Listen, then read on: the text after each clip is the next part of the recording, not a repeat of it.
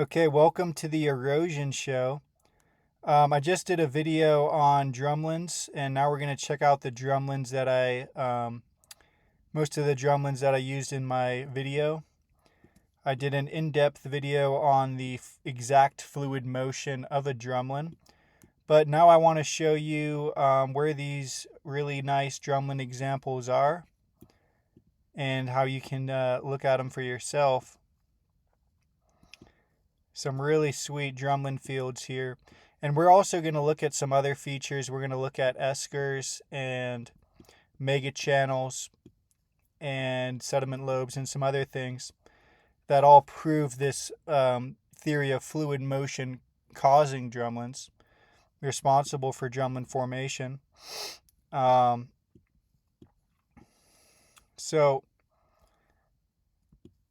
And also we're going to check out some mega ripples too.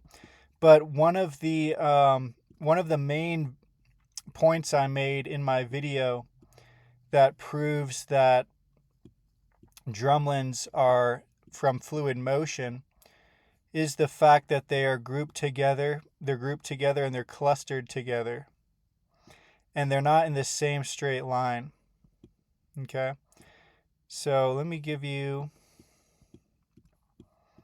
There's so many good drumlins here. This is one of my favorites here. So here, this one's a little more squarish. But what happened is you got water flow coming through here. Excuse me. This is higher ground here. Water interacts with that higher ground. You get a zone of turbulence, which digs this valley in front of it. You've got lower ground here. And that zone of turbulence then wraps around and creates the valley that wraps around these. The valley in front, the valley that wraps around. Now, look at this cluster of drumlins here. Got one here, one here, one here, a larger one here, smaller one, and then another one nestled in next to it. So the idea with this, the accepted idea, the nearly uncontested idea, is that glaciers make these.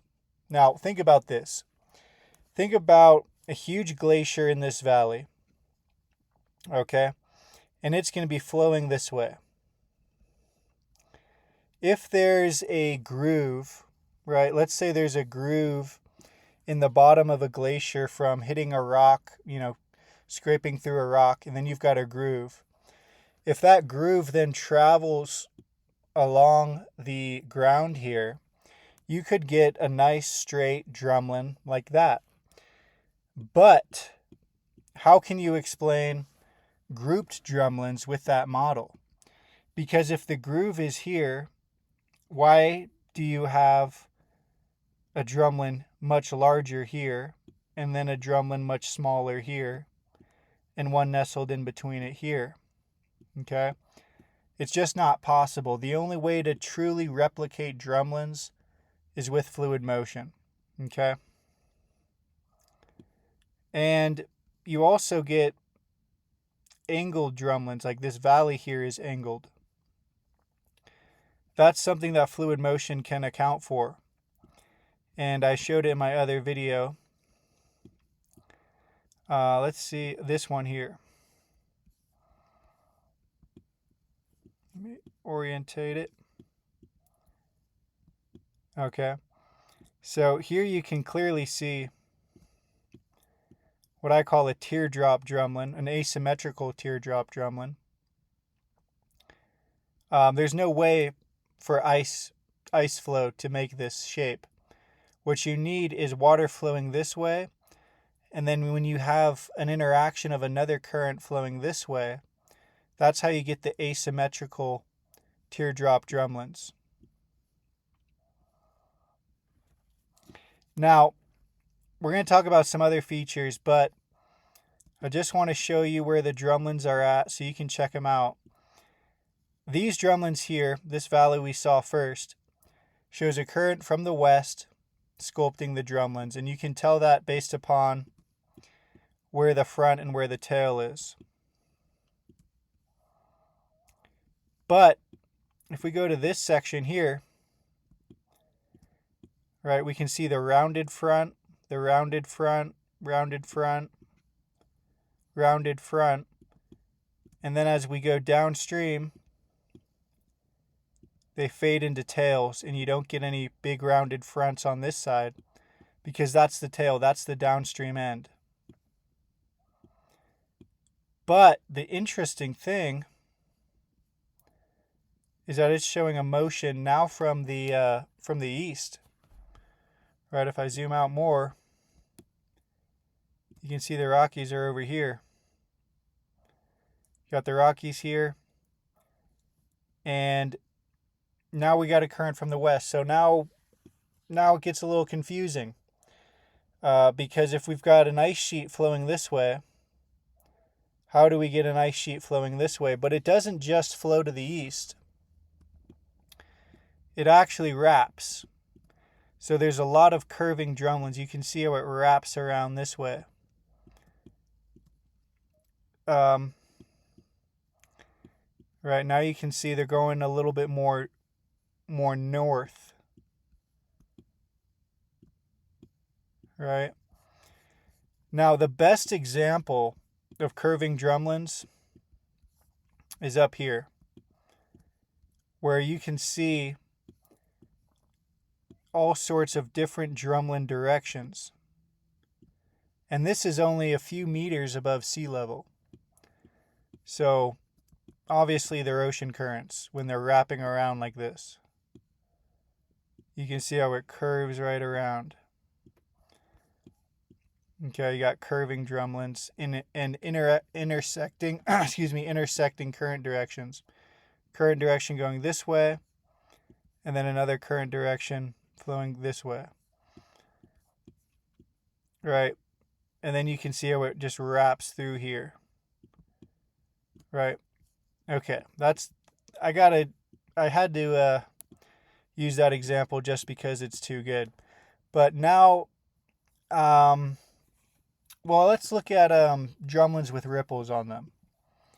So if we go up to Alaska, in the valley by Mount Denali, we can find some ripples on the back of the drumlin.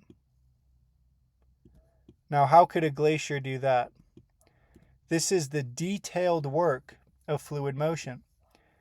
So in a current, there are transverse waves. These are over 200 feet in wavelength. Some of them are a little larger. So in the current, there's a transverse wave, which is basically a standing wave. All right, look at these ones. These ones are bigger. Yeah, 400 feet in wavelength. Dealing with some big currents up here. Okay. Here we've got a nice zone of turbulence, which makes the valley in front of it. And there's another good valley of turbulence. And you look at what a glacier does. This is mostly glacial till with some ice in it and some ice below it. But you can see how disorganized this glacier deposit is. There's no drumlins, there's no ripples. It's just a mess because there's no intricate fluid motion. Fluid motion, makes very precise things. The transverse waves make ripples. Different current speeds within the water flow makes drumlins. That's a little bit more of a complicated topic that I'll dive into in detail. But it's all fluid motion. So we're going to go and we're going to check out. Now think about this. If it's all fluid motion, I mean, we should find some mega channels, right? We should find some mega channels. So let's do that.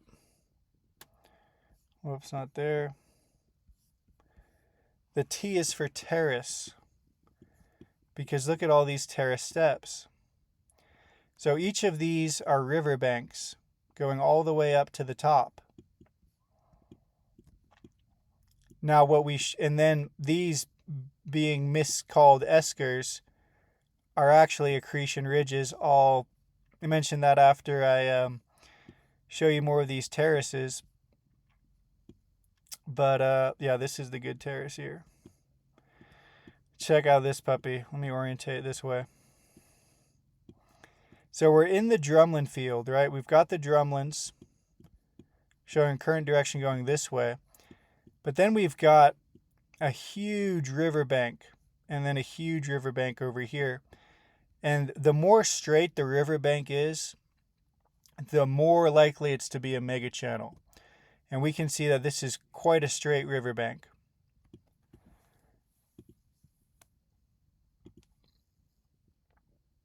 Let's go into, let's do miles for this. See how many miles we got here. We got a 2 mile wide river channel. Okay, now how big is the modern river? Right, if there was a 2 mile wide river flowing through here, and this is the intermediary, kind of like a sandbar, which wasn't eroded away. You can see the river kind of cut through here and left this piece intact. But if we got a 2 mile wide river flowing through here, how big is the modern river? Where is it? Is there a river in here? There's probably a little creek. I mean, there's got to be a creek in there, right? But there is no river you can actually see or you can't really see a river at all. Oh, here we go. Now we've got a little river. So when this floods, how wide does it get? Maybe 1/10 of a mile or 100th of a mile? Maybe 20, 30 feet. But it's amazing that there's basically no river in here at all. And yet we've got a huge mega channel. Okay? And then you can see the banks of a smaller river that would have formed as it's decreasing. And now, okay, now we can find. Let's go to, I'm just going to go to feet. Whoops, there we go.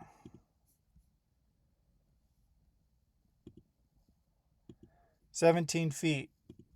Okay, so there's a big difference between the past river and the modern river.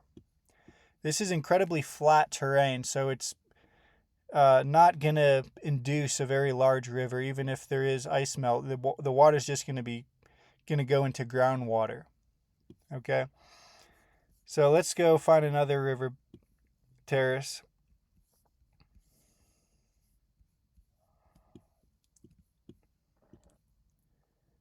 So here you can count the banks. 1, 2, 3, 4. And then on top of this, we've got some drumlins. You can see the drumlin shapes. But here's the thing. Why is there no lateral moraine through here? That's going to be a great question we should keep asking ourselves when we look at this landscape. You can count the riverbanks all the way up to here. We're dealing with a ton of riverbanks. So from this bank here, it would probably flow around to something like that. Let's see how wide this is. That's over 2 miles. No, that's less than 2 miles. 1.55. We're dealing with huge rivers in here. And there's another bank I love up in Alaska. I don't think I labeled it, but I remember it's this guy here. You can see the river, very clean riverbank.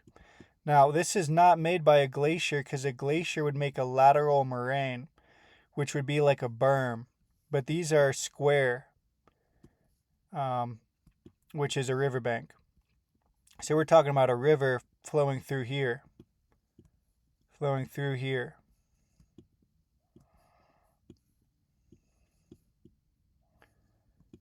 Okay.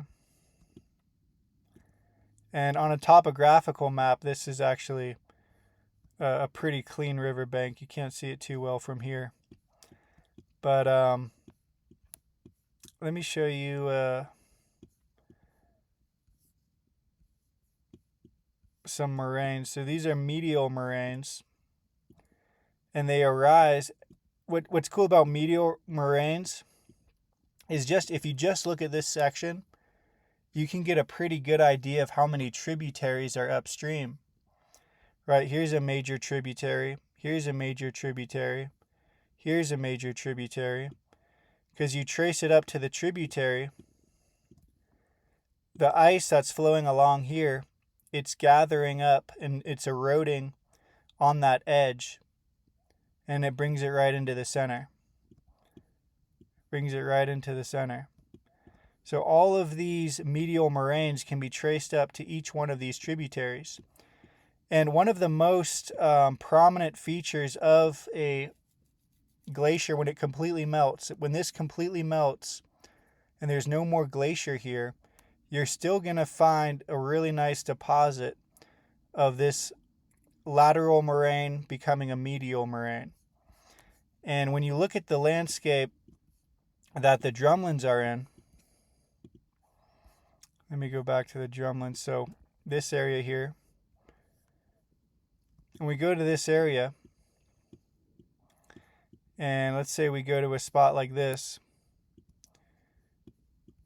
we don't find, that's not a good location, but basically any of these spots you don't find the medial moraines.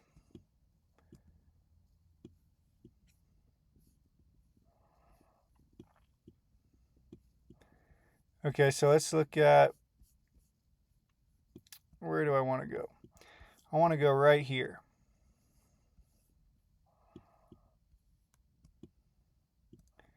These are rock drumlins because they're not made out of sediment now. They're basically just streamlined rocks. Okay, yeah, this is what I want to look at. So if you look at this here, you can see because of all these drumlins, you've got water flow flowing through here, water flow going through here. And if the drumlins were made by a glacier, you would expect there to be a nice lateral moraine meeting into a medial moraine. But you can look all over drumlin fields and not find that. Here's a good drumlin field. And then where's the lateral moraines? Are there any moraines against this edge? No. But there are nice drumlins.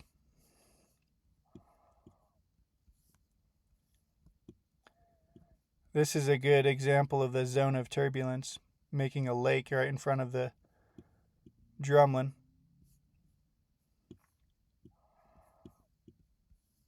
There's some more good drumlins. But where's the lateral moraine?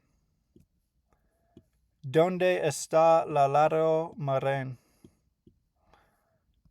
Just really don't find them. Quite the enigma.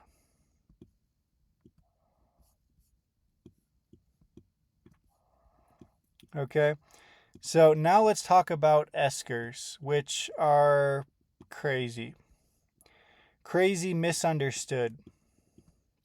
So if we go to this area here, we can find some squiggly ridges of sediment. Now, because we have to get in the mindset that everything here was made by glaciers and ice sheets, they have proposed an idea to explain these ridges without saying they're made by water flow. And that idea is meltwater tunnels. Let me show you some more. Let's find some good... Where are my eskers at? Where are my eskers at? What's going on? Let me refresh real quick.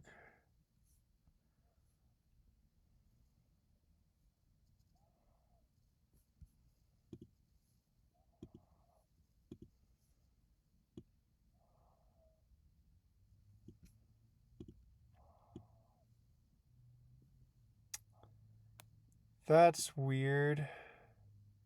Oh, there they are. Okay, so...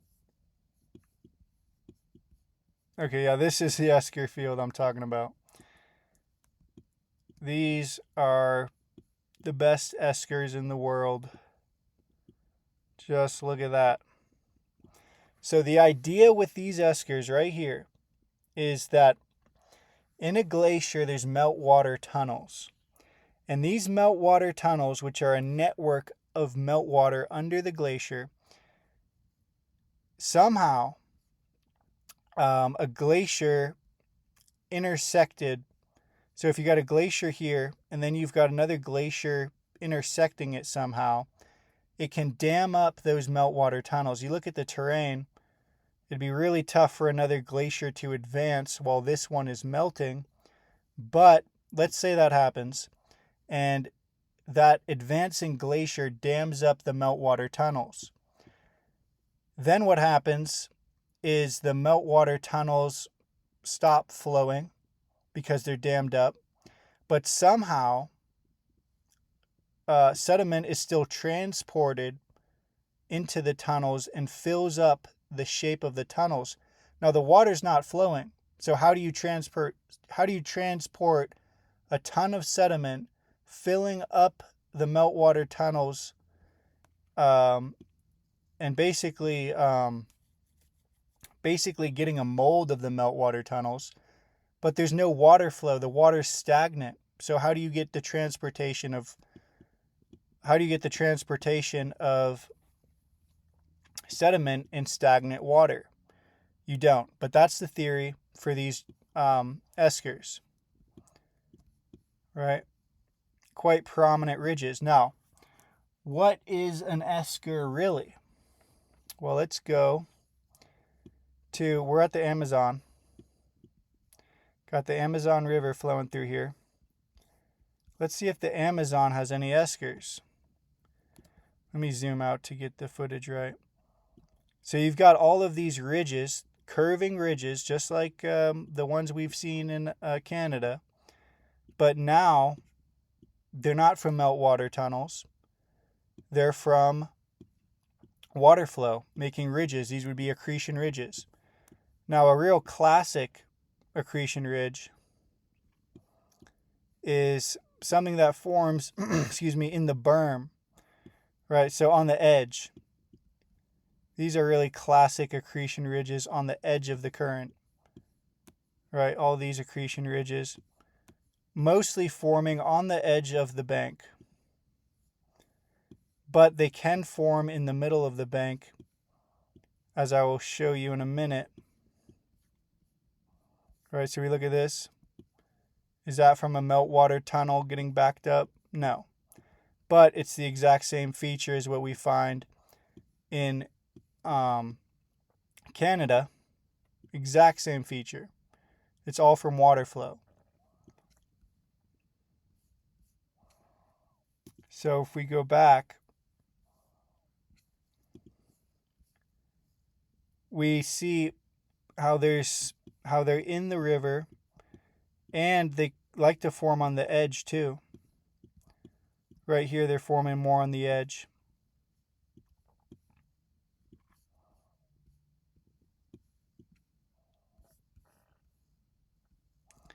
Here we've got a really complicated network, similar to what we've seen in the Amazon.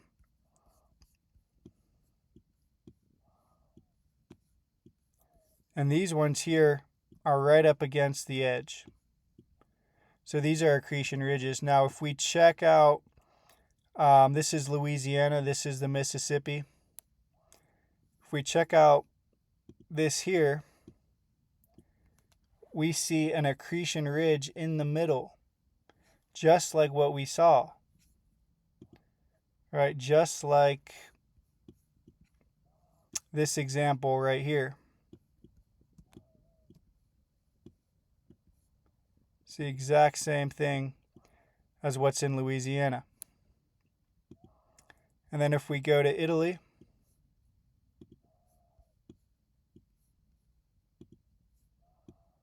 here we've got a more complicated network that's more similar to what we've seen. So it's just an accretion ridge where a current builds up a berm from the water flow. So it doesn't have anything to do with the meltwater tunnel.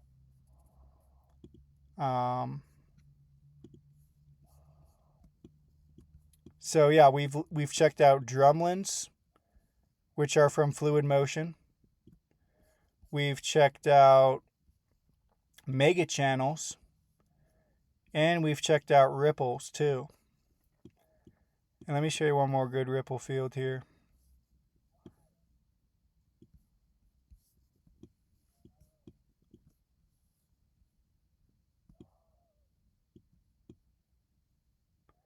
It's a really nice ripple field. Now remember the ripples up here in Alaska, or the drumlins up here in Alaska, they tend to have ripples on their backs. There's a handful of good examples of that. I think the best one is this guy in Denali.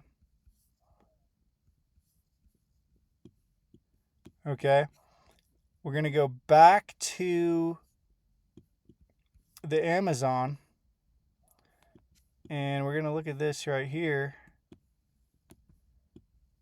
and we're gonna see if there's any sort of similarity, right? If this was Canada, you'd call that a drumlin, and you've got ripples on the back.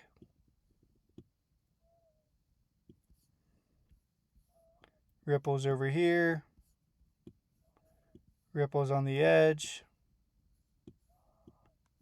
So drumlins, look at this.